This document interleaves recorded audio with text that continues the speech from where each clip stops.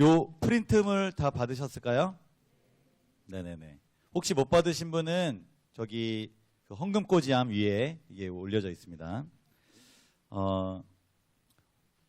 오늘 설교의 제목 함께 읽어보겠습니다.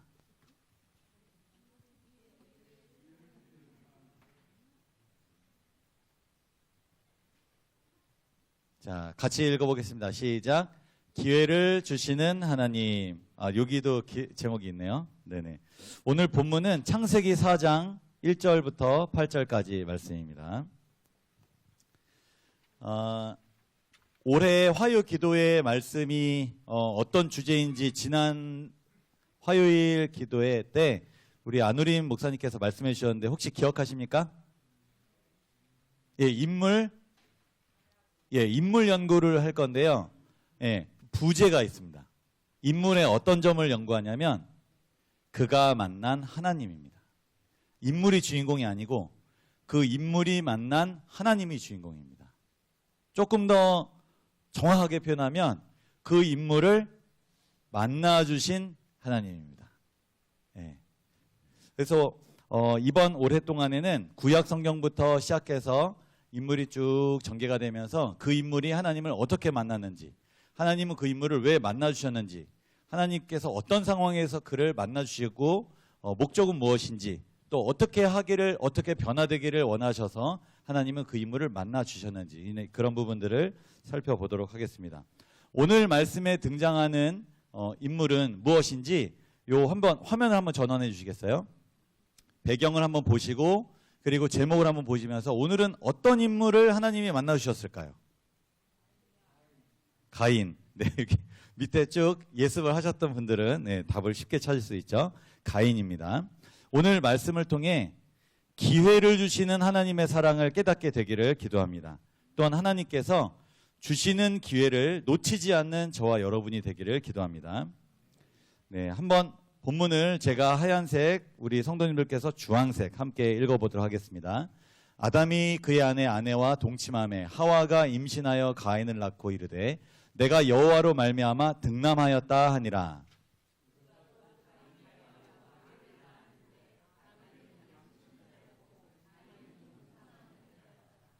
세월이 지난 후에 가인은 땅의 소산으로 제물을 삼아 여호와께 드렸고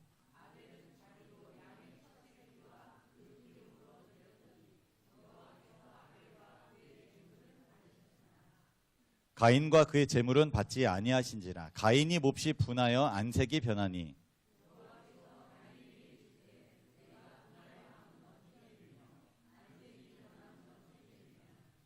내가 선을 행하면 어찌 낯을 들지 못하겠느냐. 선을 행하지 아니하면 죄가 문에 엎드러져 있느니라. 죄가 너를 원하나 너는 죄를 다스릴지니라.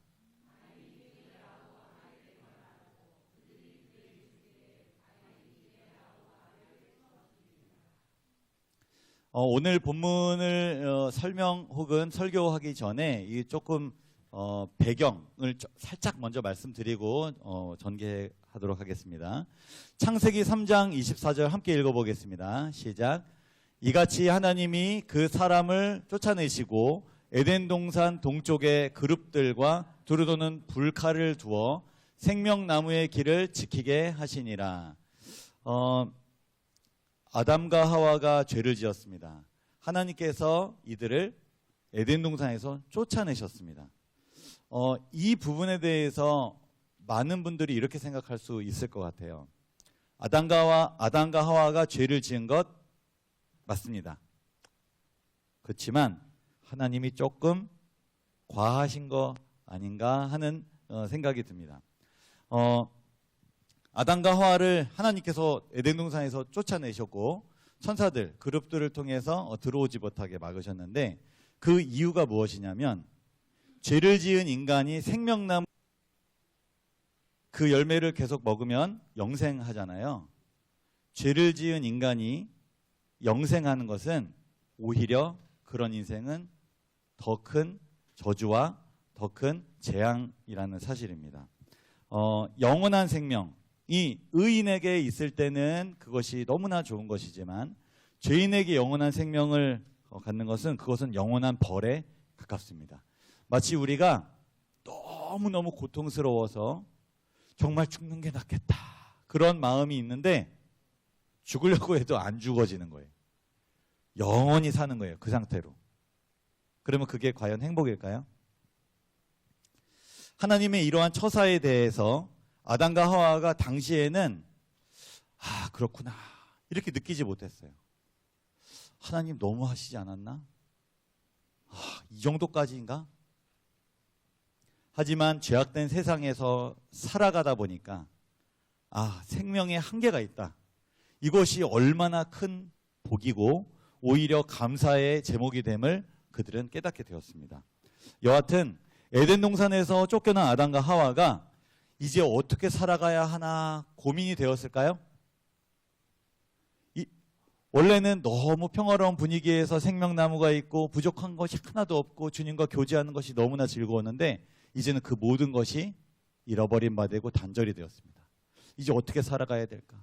기후의 변화가 여러 가지 문제들이 여러 가지 부분들이 이제 생겨나게 시작했습니다. 땅은 저주를 받아서 가시덤불과 엉겅퀴를 내었습니다. 아담은 얼굴에 땀이 흘려 수고함으로 땅의 소산을 먹을 수 있게 되었습니다. 하와는 임신하는 고통을 통해 자식을 얻을 수 있게 되었습니다. 다 함께 창세기 4장 1절을 읽어보겠습니다. 시작. 아담이 그의 아내 하와와 동침하매 하와가 임신하여 가인을 낳고 이르되 내가 여호와로 말미암아 등남하였다 하니라. 시간이 흘러서 아담과 하와는 가인을 낳게 되었습니다. 그리고 하와가 이렇게 말했죠. 내가 여호와로 말미암아 등남하였다. 이 말은 단순하게 제가 아들을 낳았습니다. 이 말이 아니고 어떤 의미가 있냐면 창세기 3장 15절의 말씀을 기억하고 하나님께서 아담과에게 먼저 주신 약속을 기억하고 한 말입니다. 그 약속을 한번 같이 읽어보겠습니다. 시작. 내가 너로 여자와 원수가 되게 하고 내 후손도 여자의 후손과 원수가 되게 하리니 여자의 후손은 내 머리를 상하게 할 것이요 너는 그의 발꿈치를 상하게 할 것이니라 하시고, 가인이 여자의 후손 곧 약속된 구원자일 것이라는 희망을 품고 한 말입니다. 우리가 낳은 아들이 누구일 것이다? 약속된 구원자, 여자의 후손이지 않을까? 그런 어떤 굉장한 희망과 소망을 품게 되었다는 것입니다. 근데 아시는 것처럼 이 가인이 어떻게 되었죠? 네, 최초의 살인자가 되었습니다. 희망이 나중에 절망으로 바뀌는 것이었습니다. 창세기 4장 2절 함께 읽겠습니다. 시작. 그가 또 가인의 아우 아벨을 낳았는데 아벨은 양치는 자였고 가인은 농사하는 자였더라. 시간이 흘렀습니다. 가인에게 동생이 생겼습니다. 동생 이름은 아벨이죠. 그리고 그들이 이제 다 큰 어른이, 장성한 어른이 되었습니다. 아벨은 어떤 직업을 갖게 됐죠? 양치는 자. 아벨은 양치는 자가 되었고 가인은 농사하는 자가 되었습니다. 아담과 하와는 이 두 아들이 각자의 재능과 취미에 따라 직업을 선택할 수 있도록 도와주었습니다. 직업 교육을 한 것이죠. 우리 부모님들께서도 자녀들의 직업에 대해서 교육관이 조금씩 다르긴 하지만 어떤 직업을 가지면 좋을지 함께 고민하고 또 방향을 같이 설정해 주시고 기도해 주시고 그러지 않습니까? 마찬가지로 아담도 너는 양치는 데 조금 더 재능이 있고 또 관심이 있구나. 너는 농사하는 데 더 관심이 있고 재능이 있구나. 그 길을 갈 수 있도록 도와주고 또 이렇게 같이 했다라는 것이죠. 뿐만 아니라 아담이 아들들에게 희생 제사에 대해서 알려주었습니다. 이건 무슨 교육이라고 할 수 있을까요? 신앙교육입니다. 아까는 직업교육, 어떻게 먹고 살아야 할지를 알려줬고, 그리고 이것은 어떻게 영생을 얻을지를 알려주는 것이죠. 신앙교육을 한 것입니다. 이 신앙교육은 어떻게 했냐면 저렇게 지금 사진처럼 희생 제물이 인간을 대신해서 죽게 된 것이 죄가 속해지는 과정이다. 이것을 설명합니다. 너의 죄 때문에 너가 죽어야 하지만 대신 이 양이 죽는 것이다 하고 희생 제물, 그리고 이것은 우리를 구원하는 구속주를 상징하는 것이다. 이것을 계속 이야기해주고 설명을 해줬다라는 것이죠. 다 함께 창세기 4장 3절과 4절을 함께 읽어보겠습니다. 시작. 세월이 지난 후에 가인은 땅의 소산으로 제물을 삼아 여호와께 드렸고 아벨은 자기도 양의 첫 새끼와 그 기름으로 드렸더니 분명히 교육했나요? 예, 신앙교육 했습니다. 직업교육도 하고 아담과 하와가 어떻게 살아야 할지를 다 알려줬어요. 그럼에도 불구하고 아벨은 잘 그 교육에 순종했지만 가인은 그 순종의 그 부분에 대해서 전적으로 순종하지 않고 부분적으로 순종한 모습을 볼 수 있습니다. 제사를 드리긴 드렸나요? 둘 다 드렸습니다. 신앙 형태가 둘 다 있었어요.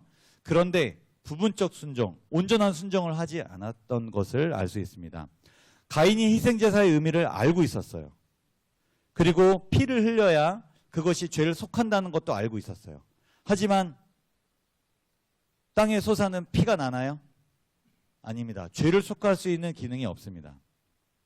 가인은 하나님의 존재를 인정했을까요? 네. 인정했으니까 제사를 드렸겠죠. 하나님을 알고 있었고 하나님과 친하게 지내면 유익하다는 거 알고 있었을까요? 네. 그런데 어느 순간까지 어느 지경까지 이르지 못했냐면 딱 그 정도입니다. 내가 교회에 출석하면 사람들과 많이 어울릴 수 있어. 내가 교회에서 배우는 여러 가지 것들이 내 인생에 도움이 돼. 그렇게 하면서 그리고 여기 가면 도르가회라는 게 있는데 여기서 많은 물품들을 굉장히 양질의 것을 싸게 구입할 수 있어. 그렇게 하면서 유익이 굉장히 많아요. 그렇게 교회를 다니는 거예요. 그런데 어디까지 이르지 못하냐면 회개하는 순간까지 이르지 못하는 거예요. 신앙교육을 받는데 나는 안식일에만 출석하면 충분해. 나는 화요일, 금요일 안 나와도 돼. 소그룹 활동 안 해도 돼. 그 정도만 해도 나는 유익을 충분히 얻을 수 있으니까. 하나님과 좋은 관계를 유지하며 사는 것이 유익하다고 생각했지만 그는 회개하지도 하나님의 말씀에 전적으로 순종하지도 않았습니다. 그러므로 하나님께서 원하시는 희생제사를 드리지 않았고 자기가 원하는 공로제사를 드린 것입니다. 창세기 4장 4절과 5절을 읽겠습니다. 시작. 여호와께서 아벨과 그의 제물은 받으셨으나 가인과 그의 제물은 받지 아니하신지라. 가인이 몹시 분하여 안색이 변하니. 성도 여러분, 제가 아까 조금 우리 교회의 상황에 현대의 상황에 맞춰서 제가 이렇게 해석을 좀 했는데요. 그렇게 신앙하는 사람이 목사님 저 이렇게 신앙하면 되지요? 라고 말하면 아유 그럼요. 그게 딱 좋습니다. 그렇게 말할 수 있는 목사가 있을까요? 하나님께서 예배를 드리고 가인이 하나님께 나아가는데 죄를 속할 수 있는 그 피 흘림이 없는 제사를 드리는데 하나님 저도 이 제사를 흠양하여 주세요. 하나님이 그 제사를 받을 수 있으실까요? 인정하실 수 있으실까요? 그래 너의 공로와 노력이 가상하다. 그리고 받아줄 수 있을까요? 하나님께서 도저히 나를 죽여야 나를 예표하는 그 양을 죽여야 너의 죄를 속할 수 있는데 내가 이 제사는 받을 수가 없다. 너의 제사가 문제가 있고 심각한 결함이 있음을 난 너에게 거절함으로 너에게 알려주고자 한다. 하나님께서 가인에게 기회를 주셨습니다. 그 기회란 거절이라는 방법으로 기회를 주셨습니다. 하나님께서 거절하실 때 가인이 무언가 잘못됐는데 왜 내 제사는 받아주시지 않지? 왜 나의 헌신과 나의 봉사와 나의 하나님을 향한 열정은 왜 받아주시지 않지? 그런 생각을 해야 됐을까요? 하나님이 그 기회를 주시려고 거절을 통해서 알려주셨는데 가인은 그것을 받아들이지 않았습니다. 마음에 찔림도 없었고 죄책감도 없었습니다. 죄에 대한 슬픔도 느끼지 못했고 자아를 살피는 정신도 없었습니다. 용서를 구하는 기도도 없었습니다. 하나님 분명히 그건 아니다. 거절하셨고 분명히 명백하게 그것은 잘못된 것이라고 거절을 통해 기회를 주셨는데 뉘우치는 마음이 하나도 없었습니다. 오히려 어떤 마음이었죠? 몹시 분해서 안색이 변했습니다. 두렵고 떨리는 마음을 가져야 했을 텐데 더욱더 완악하고 반항하는 마음이 들었습니다. 누구든 잘못을 할 수 있습니다. 하지만 잘못이 밝혀지고 드러났을 때 어떻게 해야 할까요? 인정해야 합니다. 하나님, 제가 드린 제사가 문제가 있군요. 제가 어느 부분에 문제가 있는지 말씀해 주세요. 사실 하나님께서 거절이라는 기회를 주셨을 때 그렇게 반응했어야 했습니다. 그러나 그는 그 기회를 놓쳤습니다. 그 기회를 차버렸습니다. 그는 잘못을 인정하지 않았습니다. 몹시 분하여 안색이 변했습니다. 자기 주장을 하는 것이죠. 저와 여러분은 잘못을 인정할 수 있는 용감한 그리스도인인가요?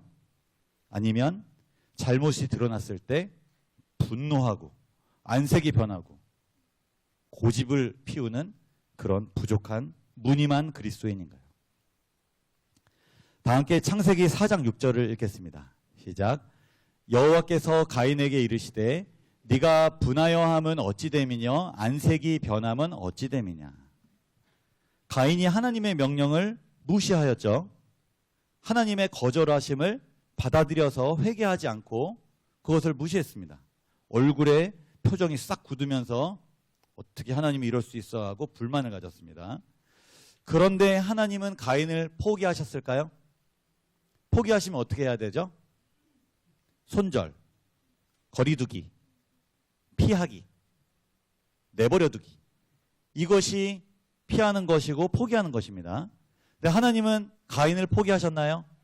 포기하지 않으셨습니다. 포기하지 않는 하나님께서 기회를 차버린 가인에게, 기회를 놓친 가인에게 다시 다가가시고 또 기회를 주십니다. 이번엔 어떤 기회를 주시냐면 자비와 인내로 개인적인 접촉이라는 방법으로 기회를 주십니다. 대화하시려고 하시는 거예요. 변론, 나와 같이 이야기하자. 너가 왜 화났는지 말해줄 수 있겠니? 가인에게 다가가신 하나님은 죄인과 소통하기를 원하시는 분이라는 사실을 알 수 있습니다. 한 설문 기관에서 직장인 812명을 대상으로 물어보았습니다. CEO가 최고 지도자죠. 갖춰야 할 가장 중요한 능력은 무엇인가? 이 질문에 가장 많이 대답한 것은 소통 능력이라고 합니다. 그리고 직장인이 꼽은 최고의 리더는 어떤 유형인가? 라는 질문에 소통형 리더라고 대답했습니다. 하나님은 최고의 리더 맞으십니까? 하나님은 그러면 소통하실 수 있는 분일까요? 아니면 일방적이신 분일까요? 내가 말하는 대로 조용히 하고 살아. 이게 소통형 리더인가요? 하나님은 어떤 분인가요? 명백한 죄를 지은 가인에게 하나님께서 다가가시고 왜 화를 내니? 어떤 어려움이 있니? 안색이 변한 게 왜 어찜이니? 하나님은 일방적으로 잘못을 지적하고 혼내는 분이 아닙니다. 왜 화내? 이게 아니에요. 이게 아니에요. 연약한 인간이 할 수 있는 그런 표현이 아니에요. 무엇 때문에 화가 났니? 나랑 같이 이야기해보자. 왜 그런지 물어보시고 열린 마음으로 대화를 시도하시는 분이라는 사실입니다. 그런 하나님과 대화하고 소통하기를 주저하지 않는 저와 여러분이 되기를 기도합니다. 다 함께 창세기 4장 7절을 읽어보겠습니다. 시작. 내가 선을 행하면 어찌 낯을 들지 못하겠느냐. 선을 행하지 아니하면 죄가 문에 엎드려 있느니라. 죄가 너를 원하나 너는 죄를 다스릴지니라. 하나님께서 가인에게 또 기회를 또 주십니다. 요약해 볼게요. 첫 번째, 하나님이 어떤 방법으로 기회를 주셨죠? 거절. 그렇게 하면 안 돼. 그건 아니야. 문제가 있어. 두 번째, 하나님이 그것에 반응하지 않고 기회를 놓쳤어요. 하나님 포기하지 않고 또 다가가십니다. 또 기회를 주세요. 어떤 기회를 주셨죠? 네, 접촉, 대화, 소통, 변론.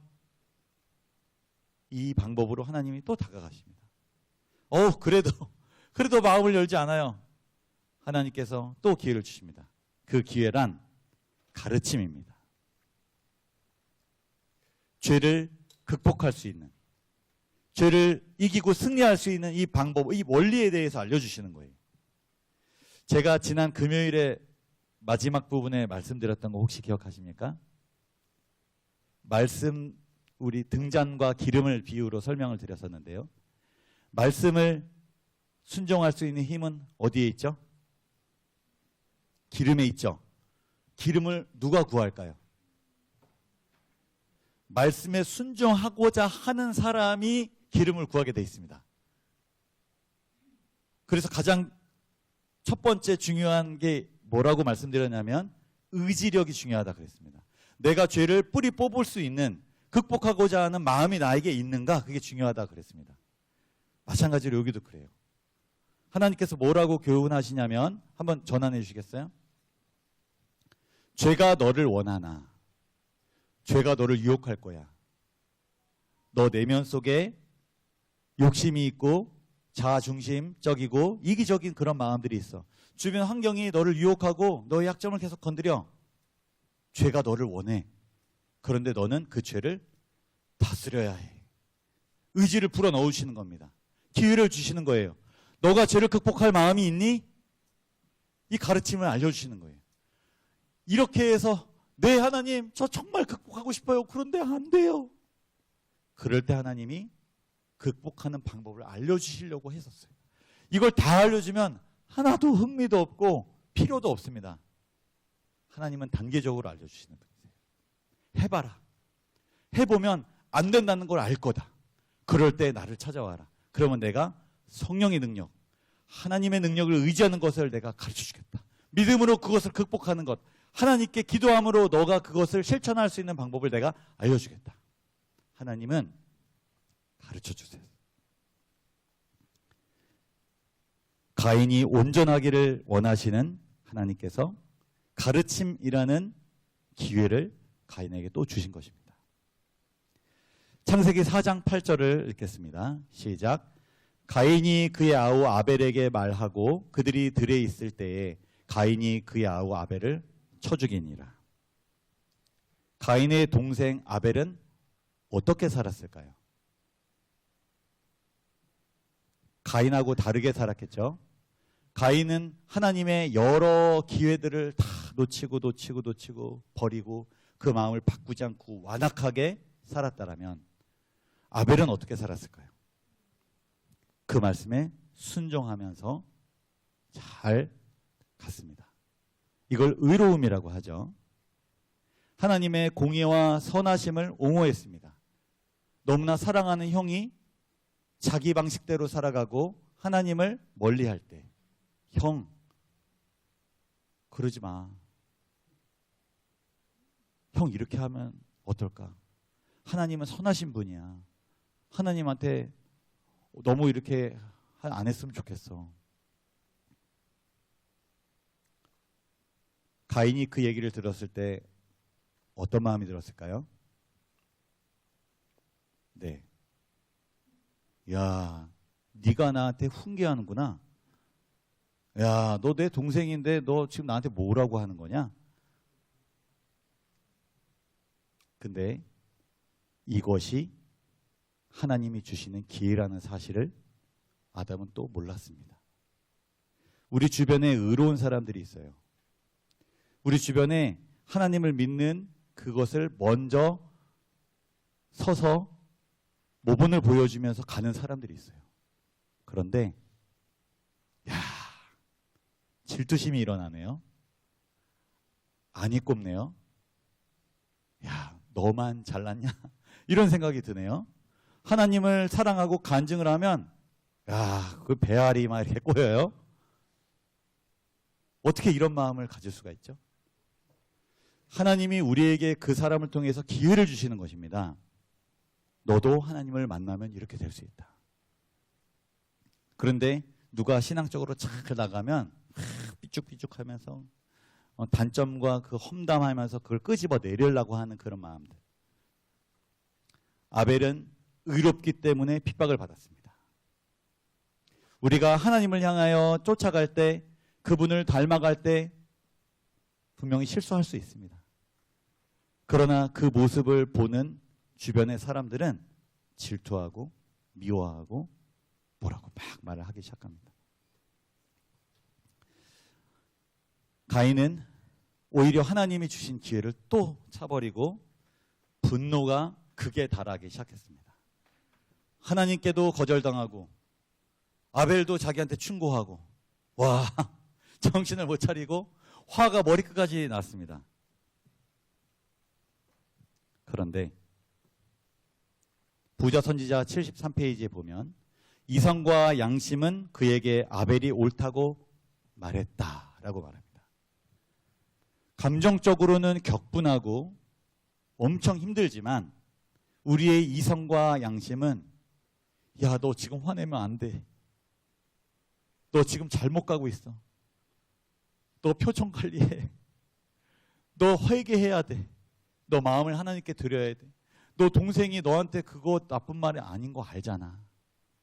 동생이 널 사랑하는 거 알잖아. 이성과 양심에 계속 하나님이 말씀하시고 기회를 또 주셨어요.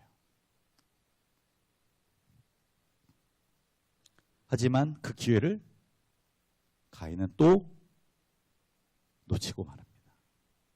이성과 양심을 누르고 감정이 제일 중요해. 내 생각, 내 마음, 내 느낌, 이것이 제일 중요해. 그것을 고집하다가 결국 아벨을 죽이고야 말았습니다.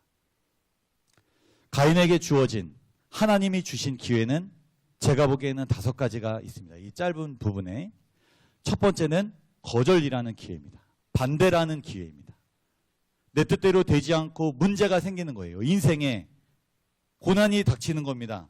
어려움이 닥치는 거고 내가 계획한 대로 인생이 풀리지 않는 거예요.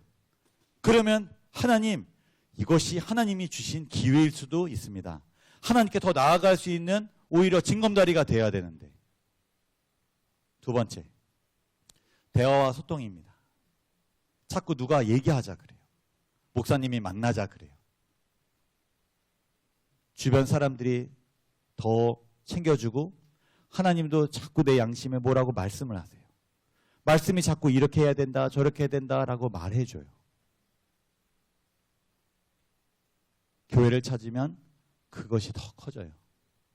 하나님은 대화와 소통이라는 방법으로 기회를 주셨습니다. 세 번째는 가르침, 교훈, 방법을 알려주십니다. 어떻게 살아가야 할지. 네 번째, 아벨의 의로움, 주변 사람들의 어떤 신앙의 모본, 이런 것들을 보여주시면서 어떻게 살아야 될지를 알려주십니다. 마지막으로 이성과 양심. 그러나 가인은 이 모든 하나님께서 주신 기회들을 다 놓치고 말았습니다. 저와 여러분은 하나님께서 어떤 기회를 주고 계십니까? 혹시 가인처럼 그 기회를 놓치고 계시지는 않습니까? 그런데 참 놀라운 것은 그럼에도 불구하고 기회를 계속 놓치는, 일부러 놓치든 모르고 놓치는 이 가인에게 하나님은 끊임없이 기회를 허락하셨다라는 것입니다.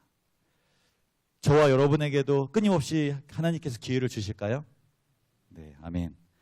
하나님은 사랑이시고 하나님은 우리에게 기회를 주시는 분이라는 사실을 우리가 잊지 말기 바랍니다. 또한 하나님께서 주시는 이 기회를 더 이상 내가 놓치지 않으리라, 그런 결심과 그런 다짐을 하는 저와 여러분이 되기를 기도하면서 오늘 말씀을 줄이겠습니다.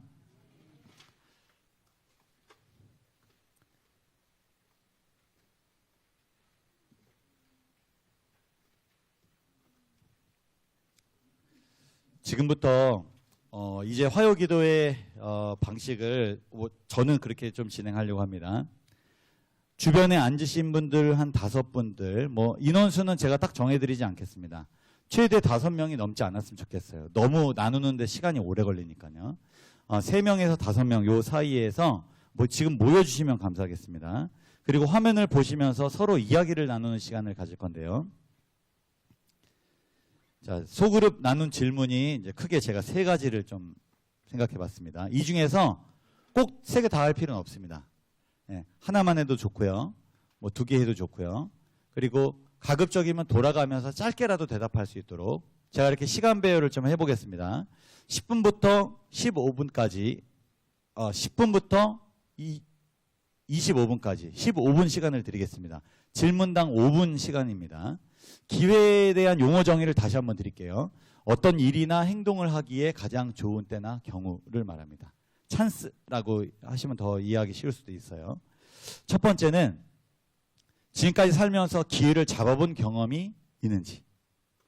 두 번째, 지금까지 살면서 기회를 놓쳐본 경험이 있는지. 세 번째는 최근에 하나님께서 주신 기회. 오늘 제가 가인을 통해서 하나님은 거절과 대화와 가르침과 의로움과 이성과 양심을 통해서 하나님이 계속 기회를 주셨다고 말씀을 드렸습니다. 그것뿐만 아니라 하나님이 내게 주신 기회가 요즘에 무엇이 있었는지 이것을 한번 나눠보도록 하겠습니다. 당부를 드리기는 이 시간은 설교하는 시간 아닙니다. 설교는 끝났습니다. 가르치는 시간도 아닙니다. 그리고 한 분이 너무 말을 많이 하시지 않기를 부탁드립니다. 예, 돌아가면서 이야기하고 서로의 생각을 들어주고 양보하고 배려해주는 시간, 더 많이 다른 분이 이야기할 수 있도록 기회를 주시는 그런 시간이 되면 좋겠습니다. 음악을 들으시면서 25분까지 소그룹 나눈 질문 후에 함께 모여서 그 내용을 가지고 개인 기도를 제가 진행을 또 다시 하겠습니다.